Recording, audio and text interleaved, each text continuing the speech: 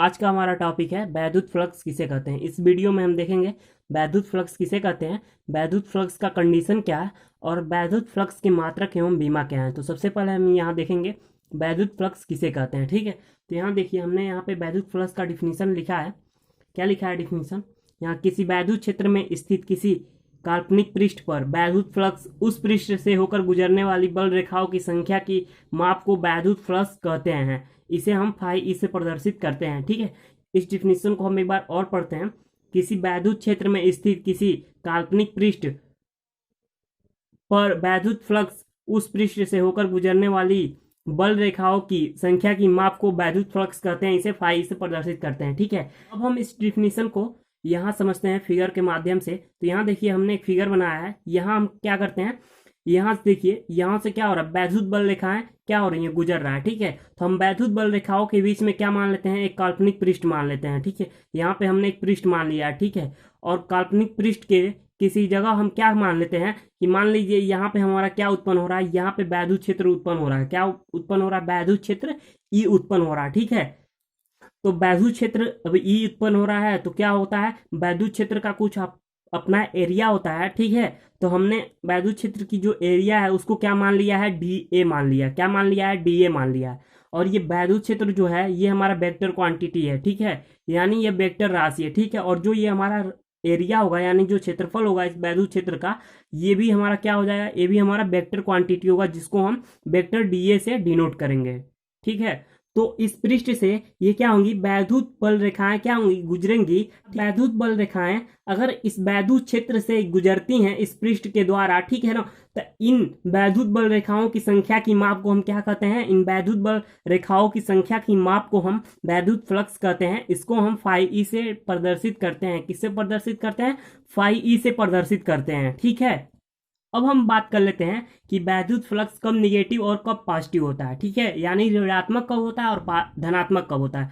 तो यहाँ देखिए यहाँ पे हम एक और काल्पनिक पृष्ठ मान लिए हैं। तो यहाँ से अगर हमारा बल रेखाएं गुजर रही हैं, क्या हो रहा है, वैद्युत बल रेखाएं गुजर रहा है। तो यहाँ देखिए क्या होता है, अगर वैद्युत बल रेखाएं क्या होता है, इस पृष्ठ के अंदर प्रवेश कर रही हैं। ये देखिए ये जो बल रेखाएं हैं ये क्या हो रही हैं, ये इस पृष्ठ के अंदर प्रवेश कर रहा है। ठीक है, और यहाँ पे जो ये बल रेखाएं हैं ये क्या हो रहा है, ये बल रेखाएं इस पृष्ठ के बाहर से निकल जा रही हैं। क्या हो रहा है, इस पृष्ठ के बाहर से निकल जा रही हैं। यहाँ देखिए ये जो बल रेखाएं हैं ये इस पृष्ठ के बाहर से निकल जा रही हैं। ठीक है, तो जो बल रेखाएं पृष्ठ के अंदर प्रवेश करता है तो उस बल रेखाओं को हम क्या बोलते हैं, तो उस बल रेखाओं को अगर इस पृष्ठ से देखा जाए तो यहाँ जो वैद्युत क्षेत्र की, अगर यहाँ पे हमारा वैद्युत क्षेत्र ई उत्पन्न होता है, ठीक है, तो यहाँ पे जो ये वैद्युत बल रेखाएं की संख्या का जो माप होता है वो हमारा होता है ऋणात्मक वैद्युत फ्लक्स होता है। ठीक है, अब जो वैद्युत बल रेखाएं वैद्युत क्षेत्र की स्थिति में पृष्ठ से क्या होती हैं, बाहर से गुजरती हैं, पृष्ठ के बाहर से गुजरती हैं। वैद्युत क्षेत्र की स्थिति में जो बल रेखाएं इस पृष्ठ के बाहर से गुजरती हैं तो हम वैद्युत फ्लक्स को धनात्मक वैद्युत फ्लक्स बोलते हैं। क्या बोलते हैं? धनात्मक वैद्युत फ्लक्स बोलते हैं। यानी अगर वैद्युत बल रेखाएं बाहर की तरफ जाती हैं तो क्या होता है, धनात्मक वैद्युत फ्लक्स होता है। अगर वो अंदर प्रवेश कर रही है पृष्ठ के तो क्या होता है, तो हमारा ऋणात्मक वैद्युत फ्लक्स होता है। ठीक है, अब हम देख लेते हैं इसका फार्मूला क्या है, हम इसको मैथमेटिकल फॉर्म में कैसे लिखते हैं। तो यहाँ देखिए जो इसका मैथमेटिकल जो फार्मूला हमारा बनता है वो कैसे बनता है, तो फाई ई इक्वल टू क्या हो जाता है, समाकलन vector E into vector d ए हो जाता है। क्या हो जाता है, फाई ई इक्वल टू समाकलन vector E into vector d ए। ठीक है, अब यहाँ पे हम बात कर लेते हैं ये इंटीग्रेशन यानी समाकलन का चिन्ह हम क्यों लगाते हैं। ठीक है, ये इंटीग्रेशन का चिन्ह हम क्यों लगाते हैं, यहाँ तो ये बात हमको समझ में आ रहा है। जो vector E into vector d A है इनका गुणन जो है वो क्या होता है, वैद्युत फ्लक्स के बराबर होता है। क्या होता है, इनका गुणन इस वैद्युत फ्लक्स के बराबर होता है। ठीक है, अब यहाँ पे हम समाकलन क्यों लगाते हैं, तो ये हम समाकलन इस पूरे पृष्ठ के लिए हम ये समाकलन का चिन्ह लगाते हैं। तो ये जो हमने अभी को यहाँ पे माना है इस काल्पनिक पृष्ठ में, यह हमें एक बिंदु पे लेके चलना है। ठीक है, वैसे इस पृष्ठ में हमारे बहुत सारे बिंदु होंगे ऐसे बनेंगे, तो उन सभी बिंदुओं के लिए, इस सभी पृष्ठ के लिए यानी इस कुल पृष्ठ के लिए हम क्या कर देते हैं, यहाँ पे हम समाकलन का चिन्ह लगा देते हैं, इंटीग्रेशन का चिन्ह लगा देते हैं। Phi E equal to integration vector E into vector d A है। क्या है, वेक्टर डी ए है। अब ये वेक्टर कब लग रहा है, ये हमारा वेक्टर कब की बात हो रहा है, तो ये जब वेक्टर है हम पृष्ठ के लिए लगाएंगे, ठीक है, ये हम पृष्ठ के लिए लगाते हैं, ये जो वेक्टर है वो हम पृष्ठ के लिए लगा रहे हैं, ठीक है। तो हम एक वेक्टर का फार्मूला जानते हैं, वेक्टर का फार्मूला क्या होता है, हमारा फार्मूला होता है एक vector A into vector B, ठीक है, vector A into vector B बराबर फार्मूला होता है ए बी कॉस थीटा, क्या होता है ए बी कॉस थीटा। अब इस फार्मूले पे क्या करेंगे, हम इसको एक्सपेंड कर देंगे, ठीक है ना, इसको हम एक्सपेंड कर देंगे, तो ये हमारा क्या मिलता है, वेक्टर ई वेक्टर डी ए कॉस थीटा मिलता है, क्या मिलता है, इस फार्मूले पे अगर हम इसको एक्सपेंड करते हैं तो हमको मिलता है वेक्टर ई वेक्टर डी ए कॉस थीटा मिलता है, ठीक है। अब हम करते क्या है, अब हम इसको इंटीग्रेशन कर देते हैं, तो यहाँ देखिए ई का इंटीग्रेशन होगा नहीं, ठीक है, और कॉस थीटा का भी हमारा यहाँ से इंटीग्रेशन होगा नहीं, तो हम इसको क्या करते हैं, बाहर कर लेते हैं, फाई इक्वल टू ये कॉस थीटा। अब यहाँ से क्या हो जाएगा, इंटीग्रेशन हमारा डी ए, यानी अब हमको डी ए का समाकलन यहाँ से करना है। तो आप सभी लोग जानते हो जब हम समाकलन एक्स का करते हैं, डी एक्स का करते हैं, तो हमको क्या मिलता है, हमको वहां पे मिलता है एक्स मिलता है, क्या मिलता है, वैसे अगर हम डी ए का समाकलन करें तो हमको यहाँ से क्या मिलता है, ए मिलेगा, ठीक है। तो क्या हो जाएगा हमारा phi equal to E A cos theta हो जाता है गुणे ए। अब इस बात को हम थोड़ा एक क्रम में लिख लेते हैं, तो ये हमको क्या मिलता है, phi E equal to E A cos theta होता है, क्या होता है, phi E equal to E A cos theta होता है। तो यही जो फार्मूला हमारा होता है वो किसका होता है, ये फार्मूला हमारा वैद्युत फ्लक्स का होता है, phi E equal to E A cos theta, ठीक है।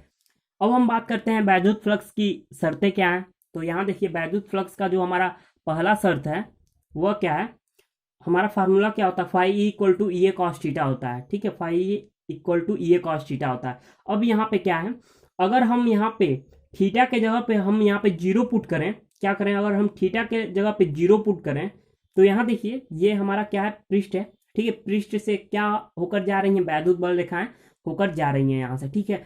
अब हम बात करेंगे यहाँ पे कंडीशन हमारा होता क्या है, एक पहला कंडीशन हमारा होता है इन वैद्युत बल रेखाओं का, ये वैद्युत बल रेखाएं इस पृष्ठ से क्या हो, इस पृष्ठ के परपेंडिकुलर हो यानी लंबवत हो, ठीक है। दूसरा क्या होता है, ये वैद्युत बल रेखाएं इस पृष्ठ के क्या हो, समांतर हो, ठीक है। तो अब पहले की बात कर लेते हैं हम, यानी जब परपेंडिकुलर होंगे ये वैद्युत बल रेखाएं, ठीक है, तो जब ये परपेंडिकुलर होंगी तो क्या होगा, वहां पे जो हमारा थीटा का मान होगा वो क्या होगा, हम जीरो पुट करेंगे, क्या पुट करेंगे, जब ये वैद्युत बल रेखाएं परपेंडिकुलर होंगी इस पृष्ठ के, तो हम वहां पे क्या रखते हैं, theta equal to 0 degree put करते हैं, ठीक है। तो जब हम यहाँ पे 0 डिग्री थीटा का जब पुट करेंगे तो हमको क्या मिलता है, यह हम थोड़ा देख लेते हैं। फाई ई इक्वल टू क्या हो जाएगा, ई ए कॉस जीरो अंश का मान कितना होता है, कॉस जीरो अंश का मान हमारा 1 होता है, कितना होता है, कॉस जीरो अंश का मान हमारा 1 होता है। जब 1 का गुणा इसमें होगा तो हमको क्या मिलता है, ई ए मिलता है, क्या मिलता है, ई ए मिलता है, phi E equal to E ए मिलता है, ठीक है। यहाँ पे देखिए जो वैद्युत फ्लक्स होता है वो ई ए के बराबर होता है, कब बराबर होता है, जब हमारा क्या हो, वैद्युत बल रेखाएं पृष्ठ के क्या हो, लंबवत हो, क्या हो, पृष्ठ के लंबवत हो, तब वैद्युत फ्लक्स जो होता है वह हमारा किसके बराबर होता है, ई ए के बराबर होता है। अब हम बात करेंगे सेकंड कंडीशन क्या होता है, तो सेकंड कंडीशन हमारा होता है ये जो वैद्युत बल रेखाएं हैं वह इस पृष्ठ के क्या हो, समांतर हो, क्या हो, समांतर हो, ठीक है। तो समांतर जब होंगे तो थीटा के जगह पे हम कितना पुट करते हैं, थीटा के जगह पे हम 90 डिग्री वैल्यू पुट करते हैं, क्या करते हैं, थीटा के जगह पे हम 90 डिग्री वैल्यू पुट करते हैं, कब, जब ये वैद्युत बल रेखाएं इस पृष्ठ के समांतर हो।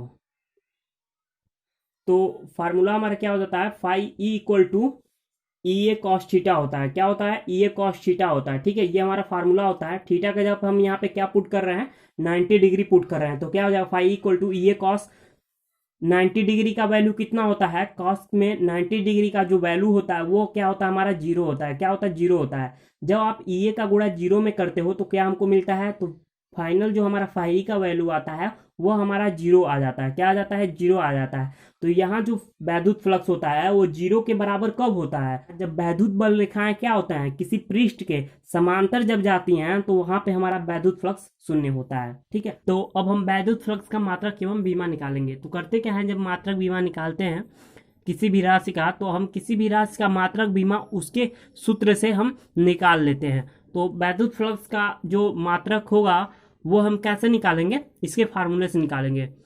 तो इसका फार्मूला क्या होता है, फाई ई इक्वल टू होता है ई ए होता है, ई ए कॉस थीटा होता है, कॉस थीटा का हमारा मात्रक होगा नहीं, ठीक है, तो हम सिर्फ ई ए को लेकर चलते हैं। तो फाई इक्वल टू ई ए का मात्रक, तो क्या हो जाएगा, अब ई ए हम इसका मात्रक कैसे निकालेंगे, तो हम एक फार्मूला जानते हैं, ई इक्वल टू क्या होता है, वैद्युत क्षेत्र की तीव्रता, ई इक्वल टू फार्मूला होता है बल बटा आवेश होता है, ठीक है। तो यहाँ ई के जगह पर हम ये वाला वैल्यू पुट कर देंगे। तो अब देखिए ये एफ क्या है, बल है, बल का मात्रक क्या होता है, न्यूटन होता है, बटे में क्या है हमारा क्यू, चार्ज, चार्ज का मात्रक क्या होता है, कुलाम होता है, क्या हो जाएगा, न्यूटन प्रति कुलाम हो जाएगा, ठीक है। और यहाँ क्या है, गुणे ए, एक क्या है हमारा एरिया है, तो एरिया का मात्रक क्या होता है, एरिया का मात्रक हमारा मीटर स्क्वायर होता है, ठीक है।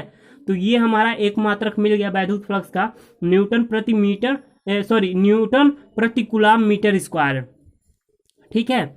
अब हम देखते हैं एक और मात्रक हम कैसे निकालेंगे वैद्युत फ्लक्स का। तो फार्मूला पर v बटे डी जब पुट करेंगे तो इसका मात्रक हमारा दूसरा मिलता है। तो यहाँ देखिए क्या हो जाएगा, v का मात्रक क्या होता है, v क्या है हमारा, v जो है वैद्युत विभव है, तो इसका मात्रक वोल्ट होगा, ठीक है। बटे d क्या है हमारा, d जो है वो डिस्टेंस है, डिस्टेंस का मात्रक क्या होता है, दूरी का जो मात्रक होता है वो मीटर होता है, ठीक है। तो क्या हो जाएगा, बटे मीटर, और गुणे क्या है, ये एरिया है, एरिया का मीटर स्क्वायर ही हो। तो यहाँ देखिए ये मीटर है और ये मीटर स्क्वायर है, तो क्या हो जाएगा, मीटर से 1 मीटर हमारा क्या हो जाएगा, कट जाएगा, ठीक है। तो यहाँ क्या बचेगा, हमारा मीटर बचेगा, तो क्या हमको मिलेगा, मात्रक वोल्ट मीटर मिलेगा, क्या मिलेगा, वोल्ट मीटर मिलेगा, ठीक है। अब हम यहाँ से वैद्युत फ्लक्स का बीमा निकालते हैं। तो यहाँ देखिए इसका फार्मूला क्या होता है, ई ए होता है, ठीक है। इस पे हम इसका बीमा भी निकालते हैं।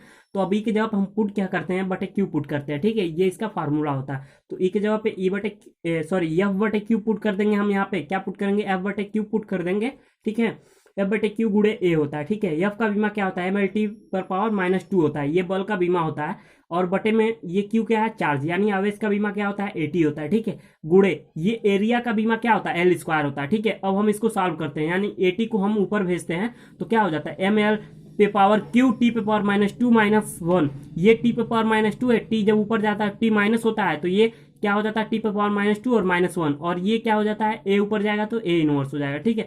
जब हम इसको सॉल्व करते हैं तो क्या हो जाता है, ML क्यू टी पे पावर -2 और -1 मिलके -3 हो जाता है, और ये ए इनवर्स सेम रहता है। अब यल क्यू कैसे होता है, एक यल यहाँ पे है और यल स्क्वायर जब इन दोनों का घात मिलता है तो यल पे पावर कितना हो जाता है, 3 हो जाता है, ठीक है।